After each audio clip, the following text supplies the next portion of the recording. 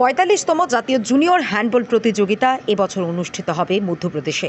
আগামী ২৩শে মার্চ থেকে ২৭শে মার্চ পর্যন্ত এই প্রতিযোগিতা চলবে।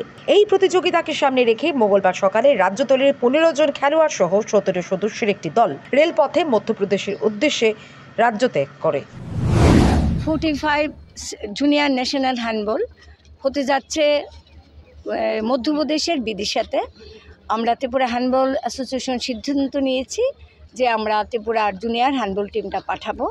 তাই আমরা অ্যাসোসিয়েশনের সকলের সিদ্ধান্ত অনুসারে আমরা 15 জনের একটা টিম পাঠাচ্ছি, সঙ্গে ম্যানেজার কোচ যাচ্ছে।